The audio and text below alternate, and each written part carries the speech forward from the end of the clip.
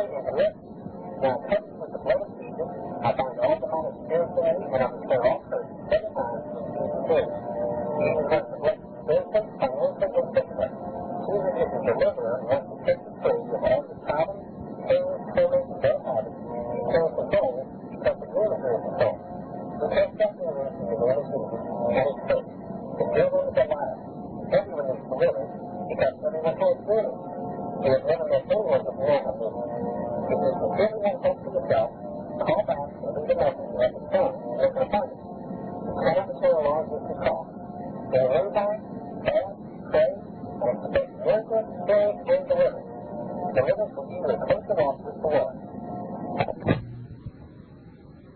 So this recording is played when we're not at home or during our drinking services, because people call just to listen to the recording. The End-Time Deliverance Center is a church where, in the name of Jesus Christ, you can be set free from things people would blame on their flesh or personality. Here is the message printed on our church business cards and on our church ad in the telephone book. Have you faced the same old problem time and time again? Have you been prayed for a church to no avail for fear, alcohol, depression, etc.? If it hasn't worked, you need deliverance, casting out a demon. It works. Matthew 10:8. Heal the sick, cleanse the lepers, raise the dead, cast out devils. Freely you have received, freely give. The captives are set free with deliverance. Mark 16:17. These signs shall follow them that believe. In my name shall they cast out devils. Jesus Christ. Mark 9:38 says, And John answered him, saying, Master, we saw one casting out demons in thy name, and he followeth not us. And we forbade him, because he followeth not us. Verse 39. But Jesus said, Forbid him not, for there is no man which shall do a miracle in my name that can lightly speak evil of me. Jesus saying the deliverance is a miracle. Verse 10:50, continuing story says, And Jesus said unto him, Forbid him not, for he that is not against us is for us.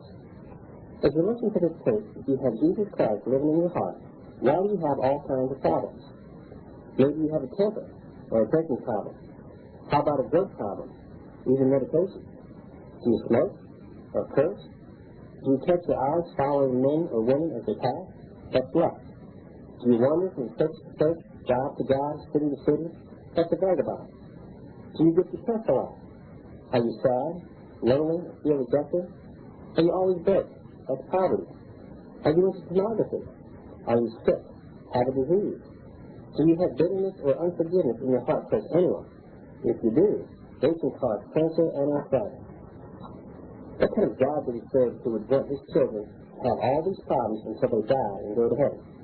The answer is, he does not want us to have these problems. We are to be disciples of Christ, have the mind of Christ, and go and sin no more. If Jesus said go and sin no more, it must be possible. If you don't think so, then you're calling Jesus a liar. So what do you do about all this? How do you get set free from all this junk? Well, you tried it your way and it hasn't worked. You tried it your pastor's way and it hasn't worked. You tried it your friend's way and it hasn't worked. Why don't you try God's way? It works. His way has never changed. It's always been in the Bible, either in black and white or red and white. God's way is with deliverance. That is the casting out of demons. I'm a Christian, you say. I can't have demons. Lightness and darkness cannot dwell in the same place. First of all, this is a line used by the demons to satisfy your religiosity. Second, it is not scriptural. Demons cannot penetrate your spirit that is inhabited by the Lord Jesus Christ. However, the other two parts of your strong being are fair game to the enemy. That is our body and soul. The physical body is where most infirmities are. The soul covers our mind, will, and emotions. Thus, a temper or any other problem you cannot control. If you don't have control of it, and it is not of God, guess who has control of you in that area? That's right, a demon or two, a 3, a 4, or 100. The devil has done a good job making defeated Christians. The unsaved are not captives. Christians are. Prisoners of war are the enemy. That's Christians. Jesus came to destroy the works of the devil and to set the captives free. That's Christians. Everyone, including pastors, needs deliverance. All believers are commanded to cast out demons in the name of Jesus Christ. The word devil and devil appear in the Bible 115 times. Only 35 times is it referring to Satan himself. The other 80 times, the Strong's Concordance shows the word demon or demons as the correct word.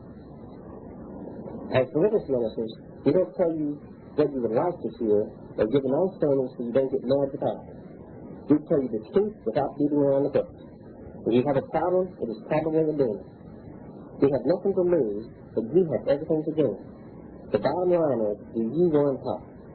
We have a sign inside our front door I read to all new people coming to the Deliverance Center for help. It reads, if you need help, you are in the right place. If you don't come back, your demons are in control. For a few brief minutes, the demons talk to you about deliverance that can ruin your entire life. There was a time when you were not saved. No matter how young or old you were, something changed your mind and you changed your belief. After getting saved, you may not have spoken tongues for a long time. You may have even been against this gift of God. But then, something changed your mind and you changed your belief. You may not have believed in healing or miracles from God, but then, something changed your mind and you changed your belief. If you haven't changed your mind or your belief in these areas, it is time you read the Bible yourself and found the truth. You're just right. God has put across your path this message of hope, this message of deliverance. It's up to you to do something for yourself. Deliverance is free. There is no charge, so that should not stop you. Any human being would want to get help, so that should not stop you. To get the mind of Christ, every believer would want to get more of Jesus and walk closer with him, so that should not stop you. But this will stop you. Demons. One real strong demon is a religious spirit, particularly in pastors. Listen to Jesus talking in Matthew 23, verses 27 through 36. Woe unto you, scribes and Pharisees, hypocrites!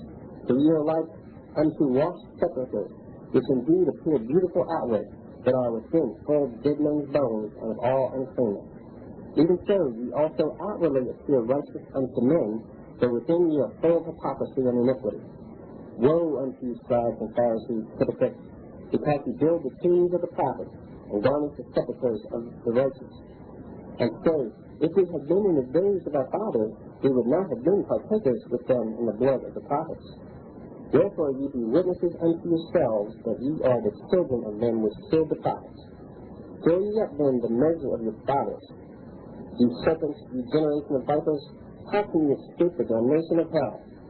Wherefore, behold, I send unto you prophets, and wise men, and scribes, and some of them ye shall kill and crucify, and some of them shall ye scourge in your synagogues, and persecute them from city to city.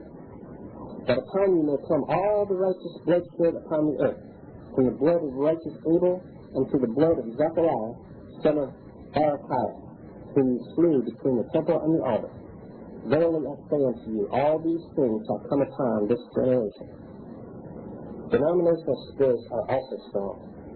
What denomination will they help us? They were just called Christians. Since the devil lost another major battle, he started infiltrating the Christian church, and in only a couple of 100 years after Jesus rose from the dead, the body of Christ started preaching a watered-down message. Jesus taught, healed the sick, and cast out demons. The devil was able to eliminate 1/3 of Jesus' message by eliminating the casting out of demons. The word salvation appears in the Bible 153 times. In the Strong's Concordance, all 153 times, without fail, the word salvation translates deliverance or deliverance. So every time you use the word save or salvation, you could change it to deliverance. For the first couple of 100 years of Christianity, deliverance was taught and accepted as the norm. Except for the special grace of God, when a person gets saved and has a temper or moral problems or whatever, he still has them after Jesus comes into his or her heart. No one tells them about deliverance. Well, if having demons is not bad enough, we also must deal with curses from God mentioned in the Bible. Then it's called the curse of the bastard. Deuteronomy 23, verse 2 says, a bastard shall not enter into the congregation of the Lord, even to the 10th generation shall he not enter into the congregation of the Lord. 10 generations is 400 years. Is your family free of any illegitimate children for the past 400 years? There's a curse for not paying tithes. Exodus 34 and 7, Numbers 14, and Deuteronomy 5 and 9 say, visiting the iniquity of the fathers upon the children and upon the children's children, into the third and to the fourth generation. That's 160 years. It's called sins and father. Now, the scripture that again would bring out concerning curses is Galatians 3:13, which says, Christ hath redeemed us from the curse of the law, being made a curse for us. Not knowing any difference, you think God brought that scripture to memory. Let me ask you this. How long have you been saved?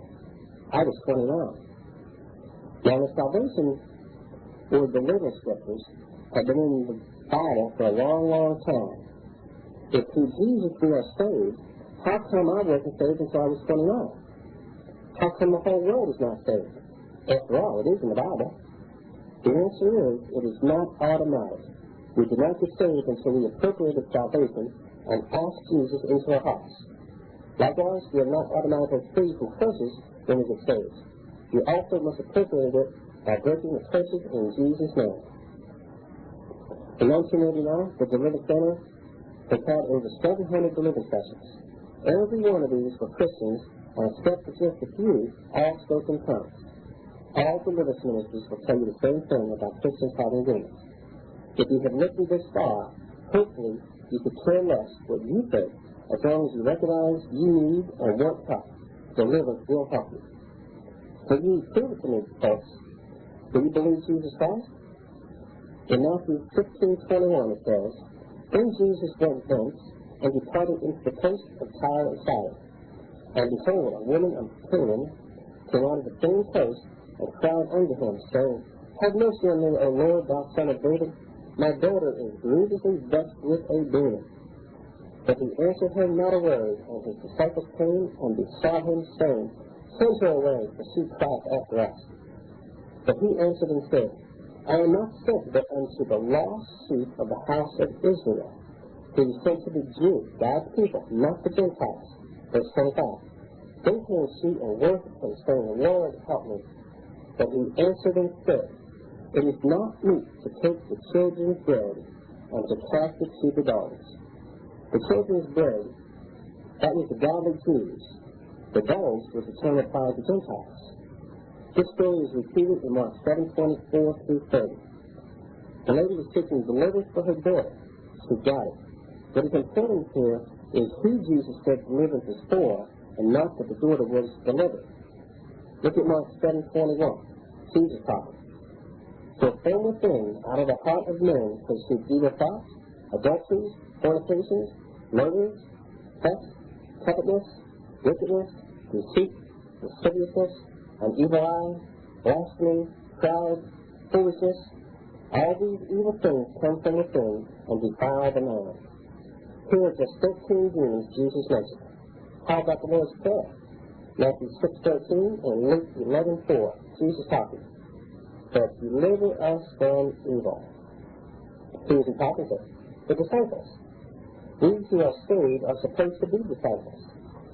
In Matthew 16:21 it says, From that time forth began Jesus to show unto his disciples how that he must go unto Jerusalem and suffer many things of the elders and chief priests and scribes, and be killed and be raised again the third day. Note here who was making Jesus suffer. Elders, chief priests, scribes, the head of churches and synagogues. Today, the people that fight deliverance ministries the most are the pastors and clergy of all kinds. Verse 22. Then Peter took him and began to rebuke him, saying, Be it far from me, Lord, this shall not be unto thee. But he turned and said unto Peter, Get thee behind me, Satan. Thou art an offense unto me, for thou savorest not the things that be of God, but those that be of men. Now remember, there was Satan and his helpers, the demons. Satan himself entered Peter, a disciple. John 6, verse 70 says, Jesus answered them, Have not I chosen you 12, and one of you is a demon? He is speaking of Judas. Luke 22, verse 3 says, Then entered Satan into Judas, surnamed Iscariot, being of the number of the 12. Note Satan entered and went into Judas. He did not hang on the outside and oppress, as many religious people claim happens to Christians. John 13, verse 6. And supper being ended, the devil, having now put into the heart of Judas Iscariot, Simon's son, to betray him. John 13 and 27 says, and after the stop, Satan entered into him, Judas. John 12:6 says, this he said, not that he cared for the poor, but because he was a thief, and had the money box, and bare what was put therein. This is still talking about Judas, one of the 12 disciples who had a hearing demon. So far, these scriptures show that even after becoming a believer, demons still enter into us. With deliverance, you learn how to keep them out. In Luke 10:15, Jesus said, he that heareth you heareth me, and he that despiseth you despiseth me, and he that despises me despiseth him that sent me. If you despise what you have heard so far on this tape, I better read again what Jesus said. He that heareth you heareth me, and he that despiseth you despiseth me, and he that despiseth me despiseth him that sent me. You may not even be saved if you feel this way. Hebrews 5:6 says, my people are destroyed for lack of knowledge. Because thou hast rejected knowledge, I will also reject thee, that thou shalt be no priest to me. Seeing thou hast forgotten the law of thy God, I will also forget thy children. Did you have knowledge of deliverance up to today?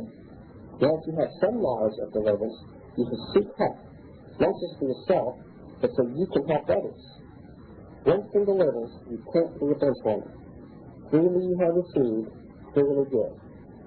In Luke 10:17 it says, and the suddenly returned again with joy, saying, Lord, even the demons are subject unto us through thy name. Verse 19, Jesus said, behold, I give unto you power to tread on serpents and scorpions and over all the power of the enemy, and nothing shall by any means hurt you. Since Jesus does not lie, then we must surely have power over all the power of the enemy. So if we do, why do Christians take such a beating from the devil? His power cannot be stronger. Jesus says so. The reason is the power must be appropriated, just like salvation, deliverance, or breaking curses. You must do something. When you stop doing something, you start destroying the works of the devil, according to 1 John 3:8. If you were walking down the street and 10 thugs approached you to do bodily harm, and you did nothing, you probably would get hurt. If, however, you did something like saying to the thug, excuse me, do I need to bind you up so you can't hurt me? You could walk away, if they let you tie them up.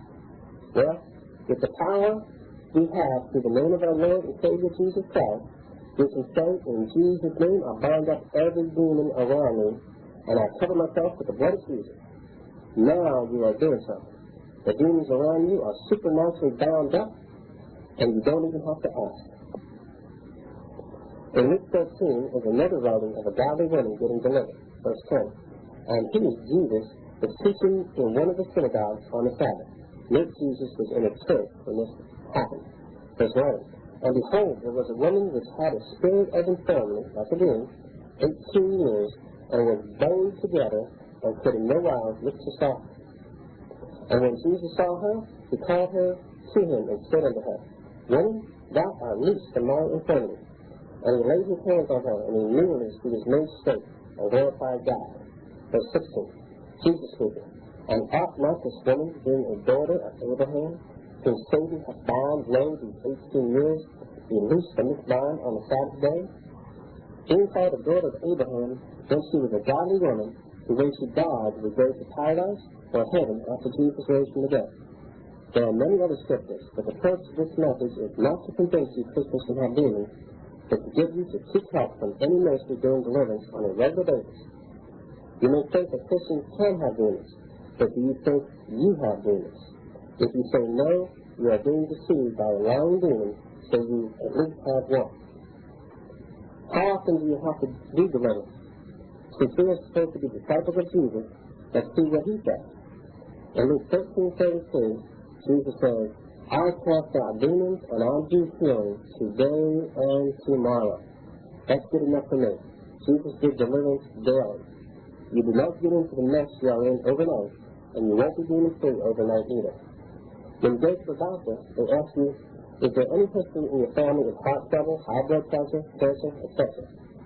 They ask you that because scientists know that these diseases are passed down through the children at birth.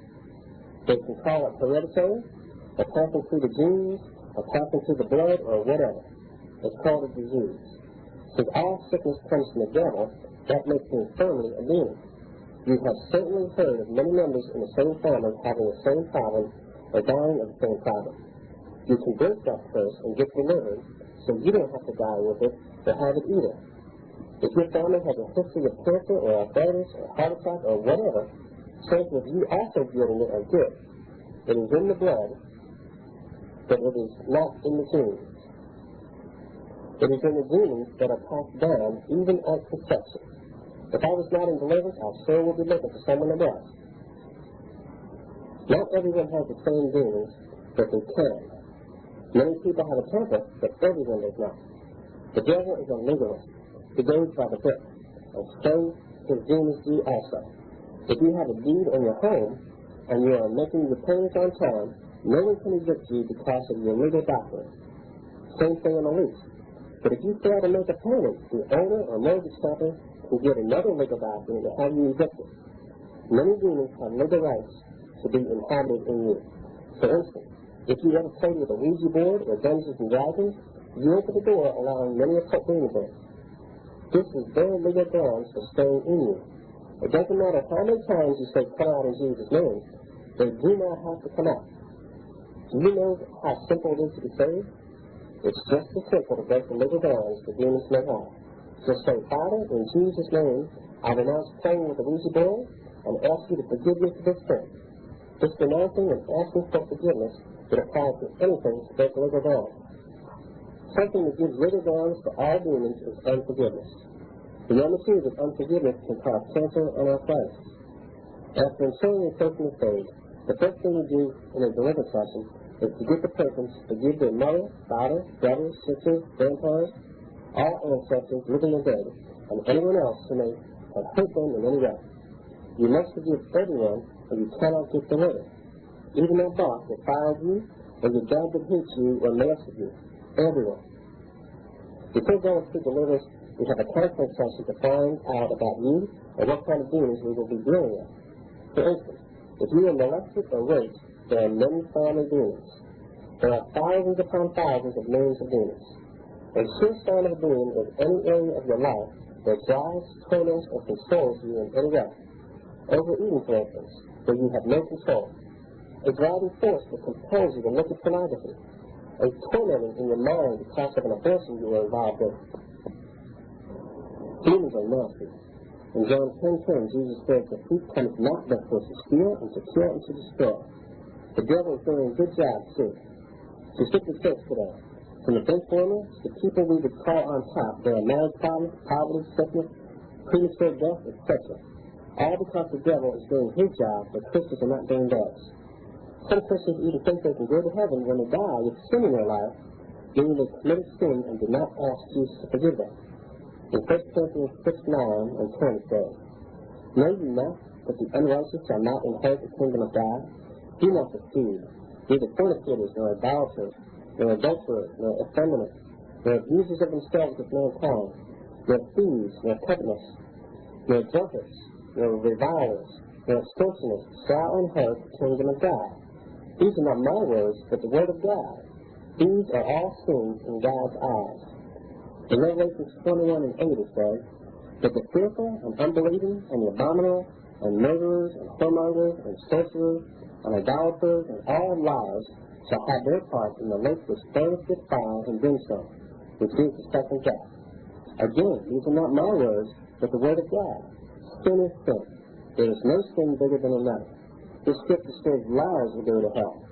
When was the last time you told a lie? Did you ask the Lord to forgive you for lying? If you died 10 minutes ago, where would you be right now? In Jude 1, verse 23 it says, And others stay with fear, pulling them out of the fire, hanging even the garment spotted by the flesh. Here's an actual event told by Jesus in Luke 16, verses 19 through 31, concerning the rich man Elijah and hell. Verse 19, Jesus speaking. The first one he's speaking. There was a certain rich man which was clothed in purple and fine linen, and fared sumptuously every day. And there was a certain beggar named Lazarus which was laid at his gate, full of sores, and desiring to be fed with the crumbs which fell from the rich man's table. Moreover, the dogs came and licked his sores. And it came to pass that the beggar died, and was carried by the angels into Abraham's bosom. The rich man also died and was buried. And in hell he lifted up his eyes, being in torments, and seeth Abraham afar off, and Lazarus in his bosom. And he cried and said, Father Abraham, have mercy on me, and send Lazarus that he may dip the tip of his finger in water, and cool my tongue, for I am tormented in this flame. But Abraham said, Son, remember that thou in thy lifetime receivest thy good things, and likewise Lazarus evil things. But now he is comforted, and thou art tormented. And beside all this, between us and you there is a great gulf fixed, so that they which would pass from hence to you cannot, neither can they pass to us, that would come from them.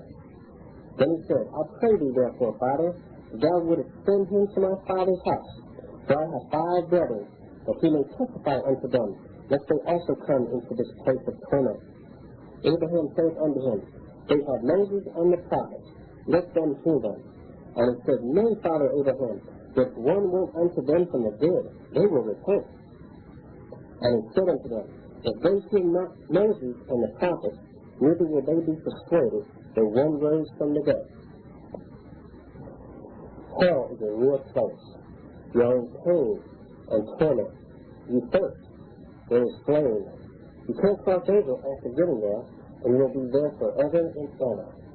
Want to go to hell? No? Good. There are only a few requirements.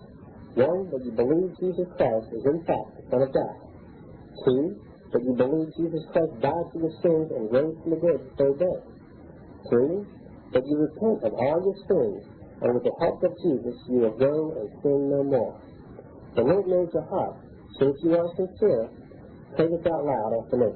Father, in Jesus' name, I ask you to forgive me for all my sins, and come into my heart. Deliver me, Lord, and fill me with the Holy Ghost. In Jesus' name, amen. After praying this prayer, Jesus forgives you of all your sins up to this point. Remember, Jesus said to go and sin no more. After getting saved, a celebration was going on in heaven just for you. In Luke 16, verse 10, Jesus said, Likewise I say unto you, there is joy in the presence of the angels of God over one sinner that repents. If you were sincere in your heart, then Jesus came into you to take up residence in your spirit. Remember, demons cannot get in your spirit, but they can be in the mind, will, emotions, and body. Devils can get rid of every one of them eventually. We must first talk about another area that is vital to your deliverance. That is being completely immersed in the Holy Ghost with the evidence of speaking in tongues. Here are all the necessary scriptures to help you better understand.